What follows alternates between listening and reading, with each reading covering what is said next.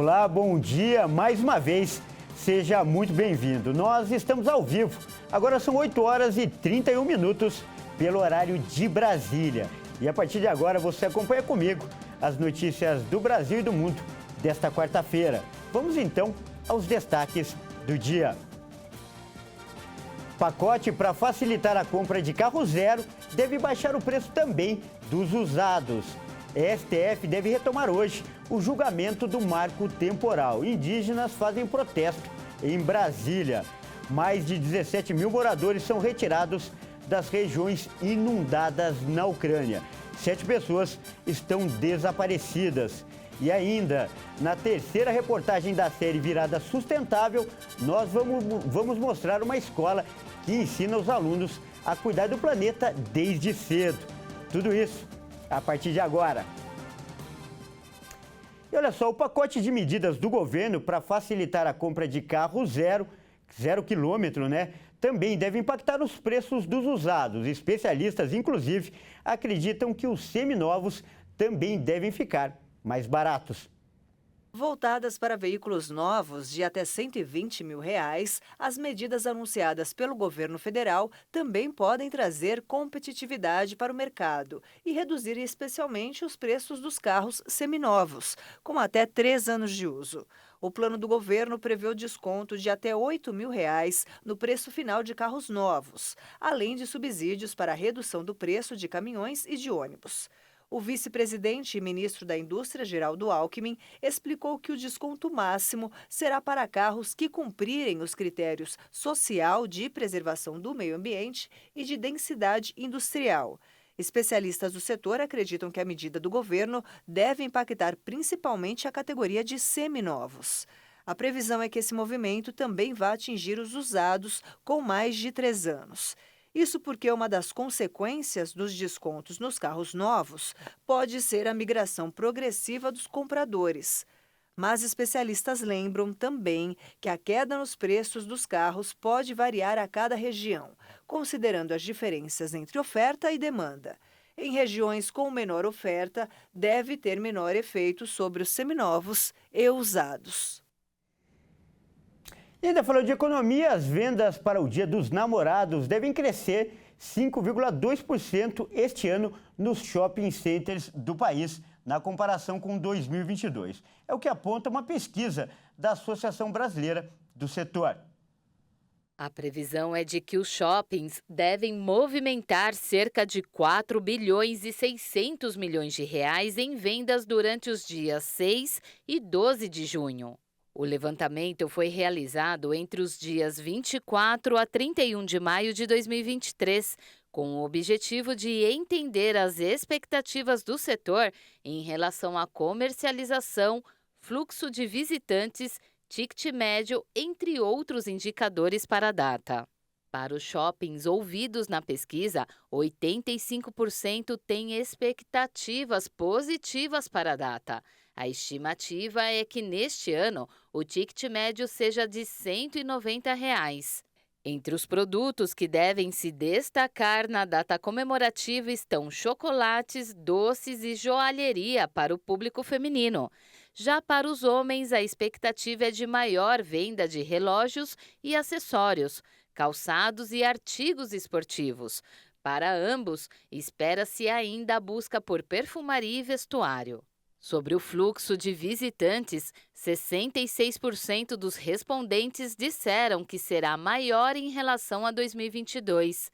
Para os que esperam um aumento do fluxo, o incremento será em média de 6,8%. Segundo a Brasc, mesmo diante do cenário macroeconômico atual, com a alta da inflação e fatores externos que podem limitar o consumo na data, os shoppings estão otimistas em relação à data e já constataram a melhoria contínua de vendas e de fluxo de frequentadores. E esse termômetro positivo reforça a expectativa de bons resultados para o período. Olha, e se você vai às compras, fique atento agora a essa notícia. A classe média é a que está mais endividada no país e também a que tem o maior percentual de prestações atrasadas. A conclusão é da Confederação Nacional do Comércio de Bens, Serviços e Turismo. Em maio, de cada 100 famílias brasileiras, 78 tinham algum compromisso para quitar, uma situação comum que se mantém inalterada há 4 meses. Mas quando o assunto é inadimplência, a situação muda. 29% dos endividados estavam com 3 meses de atraso nas prestações e quase 12% deles afirmaram que não têm condições de quitar a dívida. Segundo a economista da CNC, o endividamento caiu um pouco entre os mais pobres e mais ricos. Quem assumiu compromisso demais foi a classe média. São as famílias que afirmam que não vão ter condições de pagar dívidas já atrasadas de meses anteriores, continua crescendo. Isso mostra que quem tem dívidas atrasadas já mais antigas segue encontrando dificuldade para pagar, para quitar essas dívidas em razão do acirramento das despesas financeiras, as despesas com juros, já que os juros estão num nível bastante elevado. Então isso dificulta a quitação da dívida e nós chegamos a quase 12% de pessoas no Brasil, de famílias no Brasil, com algum tipo de dívida atrasada de meses anteriores e afirmando que não vão ter condições de pagar essas dívidas já atrasadas. Eu mudo de assunto agora para falar que o Supremo Tribunal Federal deve retomar nesta quarta-feira o julgamento do marco temporal. A ação vai definir as regras para a demarcação das terras indígenas. Ontem, os movimentos dos povos originários realizaram um protesto em Brasília contra a medida. A ministra dos Povos Indígenas, Sônia Guajajara, participou da manifestação. Esse equilíbrio climático que o mundo inteiro discute, que o mundo inteiro defende, mas não consegue compreender que para proteger esse clima, depende de proteger nossos direitos, depende de proteger os nossos modos de vida. Os ministros do Supremo Tribunal Federal retomam nesta quarta-feira o chamado julgamento do século para os indígenas. No centro das discussões está a tese do marco temporal, defendida pelo agronegócio, que reconhece apenas como territórios indígenas aqueles ocupados pelos povos originários quando a Constituição foi promulgada em 1988. Os indígenas consideram que a Constituição reconhece seus direitos sem prever qualquer marco temporal e afirmam que em muitos períodos foram deslocados de seus territórios, especialmente durante a ditadura militar, o que tornaria impossível determinar sua presença em 1988. Segundo a ONG Instituto Socioambiental, quase um terço das mais de 700 reservas indígenas já demarcadas no Brasil, a maioria na Amazônia, poderia ser afetada. E o Tribunal de Contas da União vai julgar hoje as contas do ex-presidente Jair Bolsonaro referentes a 2022. No ano passado, as contas de 2021 foram aprovadas com ressalvas. A análise do TCU das contas referentes ao exercício de 2022 do governo do ex-presidente Jair Bolsonaro vai ter relatoria do ministro Jorge Oliveira. No ano passado, as transações financeiras de Bolsonaro referentes a 2021 foram aprovadas com ressalvas, o que indica a existência de problemas a serem corrigidos, principalmente relacionados às emendas do relator. A análise deve revelar se o balanço representa adequadamente as posições financeira, orçamentária, contábil e patrimonial do ente federado no encerramento do exercício. Também considera se a gestão dos recursos públicos observou os princípios e as normas constitucionais e legais que regem a administração pública federal. Na prática, após a análise, o parecer prévio e o relatório de contas são entregues ao Congresso Nacional. As contas prestadas pelo presidente da República consistem no Balanço Geral da União e no relatório do órgão central do Sistema de Controle Interno do Poder Executivo sobre a execução dos orçamentos da União. Bolsonaro está na mira da Corte de Contas por diversas supostas irregularidades. Na semana passada, o TCU solicitou à Casa Civil informações sobre a viagem realizada pelo então presidente em 30 de dezembro para Orlando, nos Estados Unidos. Em fevereiro, o tribunal aprovou por unanimidade o pedido da Câmara para apurar os gastos sigilosos do ex-presidente de outubro a dezembro de 2022. Além disso, o TCU deve concluir apenas entre julho e agosto a auditoria nos presentes, como as joias sauditas recebidas pelo ex-presidente durante o tempo que ocupou o cargo. E a primeira turma do Supremo Tribunal rejeitou de forma unânime a denúncia contra o presidente da Câmara dos Deputados, Arthur Lira, por corrupção passiva. Os ministros seguiram o entendimento da Procuradoria-Geral. Os ministros do STF aceitaram a contestação dos advogados do alagoano contra a denúncia oferecida pela Procuradoria-Geral da República em caso que Lira era acusado de ter aceitado propina de R$ 106 mil em 2012 para dar apoio político ao dirigente da Companhia Brasileira de Transportes Urbanos. Após a PGR mudar seu posicionamento e dizer ser contra a abertura de ação penal contra Lira, os ministros seguiram o entendimento e rejeitaram a denúncia. O argumento da PGR foi de ausência de justa causa para o recebimento da ação penal.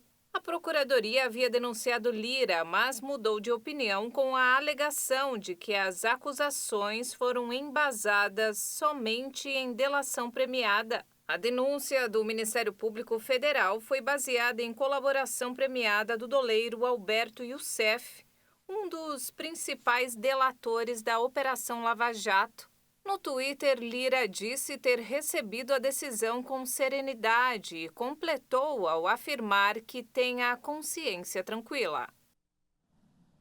E veja a seguir, mais de 17 mil moradores são retirados das regiões que estão inundadas na Ucrânia. E ainda, Escola de São Paulo ensina crianças a cuidar do planeta desde cedo.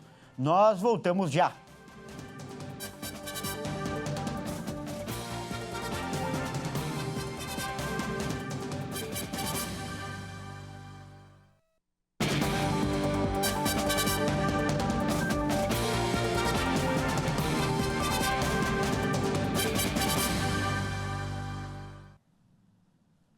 Olá, mais uma vez, seja muito bem-vindo. Nós estamos de volta com o segundo bloco e ao vivo. São 8 horas e 46 minutos pelo horário de Brasília. E eu trago agora os destaques internacionais. E olha só, mais de 17 mil moradores tiveram que ser retirados das regiões da Ucrânia que foram inundadas após a destruição de uma barragem, da barragem de Kakhovka. 7 pessoas estão desaparecidas e o Conselho de Segurança da ONU convocou uma reunião de emergência para discutir o assunto. A destruição parcial da represa de Kakhovka no sul da Ucrânia, da qual Moscou e Kiev se acusam, provocou inundações e forçou a retirada de milhares de pessoas. Até agora, 24 localidades na Ucrânia foram inundadas, disse o ministro do Interior, e mais de 17 mil civis tiveram de deixar suas casas. Temos medo do que pode acontecer à noite. Será um desastre em grande escala. Pedimos à Europa que ajude o nosso país, a cidade de Kherson. Estamos preocupados. É muito difícil, dói muito.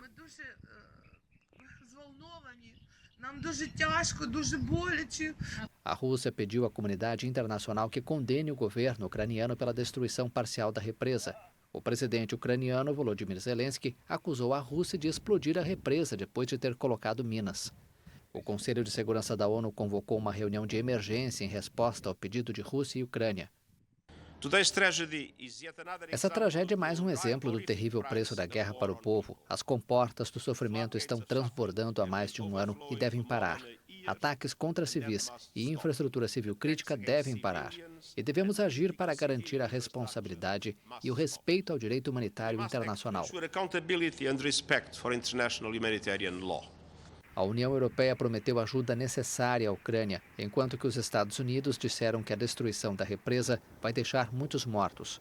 O presidente americano, Joe Biden, prometeu que seu governo vai ajudar os ucranianos. E foram identificados no México os corpos de 8 jovens que estavam desaparecidos. Até o momento, a investigação não revelou detalhes do crime. As autoridades do México confirmaram nesta terça-feira que os restos mortais encontrados em sacolas em uma vala clandestina na semana passada correspondem a pelo menos 8 trabalhadores de um call center no estado de Jalisco. Eles estavam registrados como desaparecidos. Os corpos dos funcionários do call center foram encontrados na quarta-feira passada dentro de dezenas de sacos que peritos e socorristas recuperaram de um despenhadeiro no município de Zapopan, subúrbio de Guadalajara, capital de Jalisco. Ainda não há informações sobre como os jovens morreram. Segundo o governo federal, a empresa onde eles trabalhavam estaria envolvida em fraudes imobiliárias e em algum tipo de extorsão pelo telefone, de acordo com os primeiros indícios. A promotoria de Jalisco também informou a descoberta de outros 27 cadáveres em uma cova achada em 25 de maio no subúrbio da cidade de Guadalajara. 8 desses corpos já foram identificados, embora o órgão não tenha fornecido detalhes. Representantes da França, Reino Unido e Estados Unidos se reuniram para as comemorações do Dia D. Há 79 anos, a operação tinha o objetivo de libertar a França do domínio nazista e pressionar a Alemanha. O presidente francês Emmanuel Macron participou nesta terça-feira da cerimônia comemorativa do desembarque dos comandos da Marinha Francesa na Normandia, em 6 de junho de 1944. Léon Gautier também esteve presente no evento. Aos 100 anos, ele é o último francês vivo dos 177 que participaram do chamado Dia D. Um grupo de fuzileiros recém-promovidos, membros do Comando Kiefer, recebeu suas tradicionais boinas verdes. O grupo tem esse nome em homenagem ao tenente da Marinha Francesa, Philippe Kiefer. Os secretários de Defesa dos Estados Unidos e Reino Unido, Lloyd Austin e Ben Wallace, respectivamente, também participaram das celebrações. A dupla foi recebida pelo homólogo francês Sébastien Lecornu, na cidade de Bayeux, onde prestaram homenagem aos soldados mortos. Um show aéreo fechou as comemorações do 79º aniversário do desembarque dos aliados na Normandia. Olha só, agora uma boa notícia. Mais do que isso, um convite. É que nesta quinta-feira, feriado de Corpus Christi, a Igreja Internacional da Graça de Deus vai realizar uma mini vigília de 3 horas de duração na sede em São Paulo. A repórter Maria Clara Leite traz os detalhes. A vigília vai começar às 9 horas da manhã desta quinta-feira, dia 8 de junho, aqui na sede da Igreja Internacional da Graça de Deus, localizada na região central de São Paulo. E a expectativa é de que centenas de pessoas se reúnam aqui para celebrar o corpo de Cristo, como explica o pastor Leandro Bernardes. Acompanhe. Essa vigília que nós teremos é um momento de nós compartilharmos com as pessoas aquilo que Jesus fez. O apóstolo Paulo ele foi bem claro na primeira carta aos Coríntios 11:23. Porque eu recebi do Senhor o que também vos ensinei. Que o Senhor Jesus, na noite que foi traído, tomou o pão. E havendo dado graças, o partiu e disse: tomai e comei, isto é meu corpo, que é partido por vós. Fazei isto em memória de mim. Então a ceia vai ser, essa vigília vai ser o quê? A memória de Jesus. O que ele fez por nós. O corpo dele, ele tomou as nossas doenças, as nossas enfermidades. Não vamos entrar na questão histórica da celebração do corpo de Cristo. Eu fico com a Bíblia Sagrada, que diz em 2 Timóteo 4:2. Pregue a palavra em tempo e fora de tempo. É uma oportunidade de levar as pessoas nesse feriado, que Jesus morreu por elas e que o corpo de Cristo ele tomou sobre si todas as enfermidades e doenças.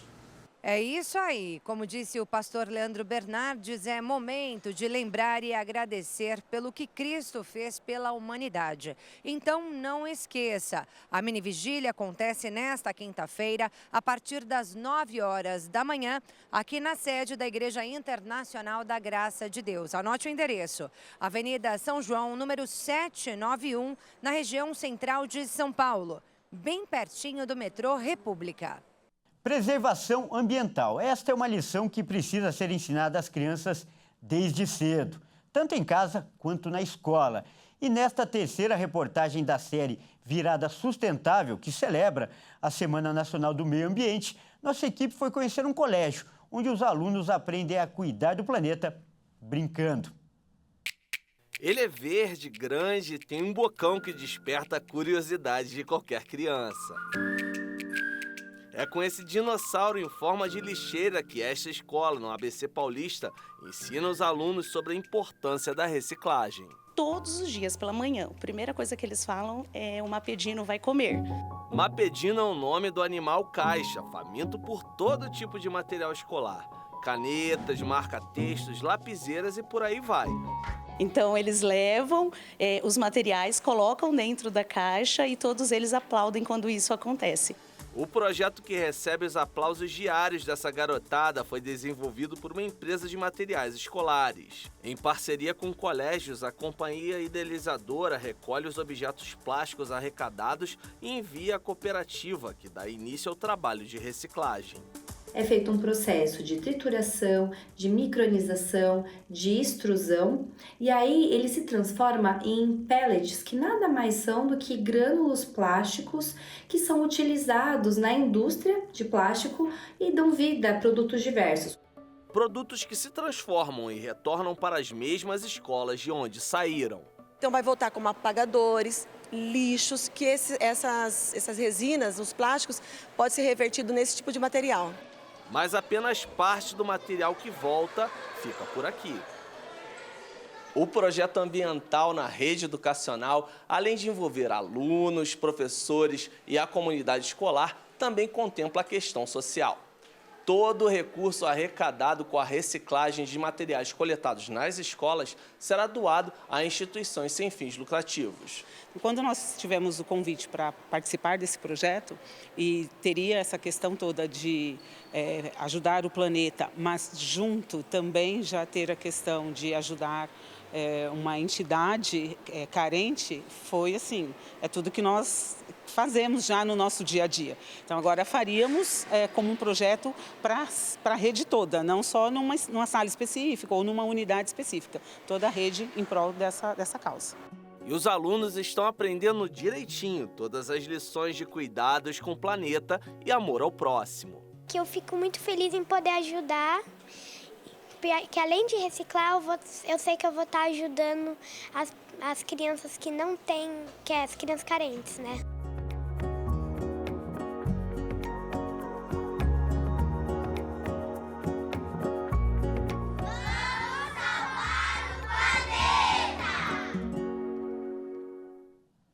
Bom, esta edição fica por aqui. Eu agradeço pela sua companhia e convido a continuar ligado em nossa programação. Até mais!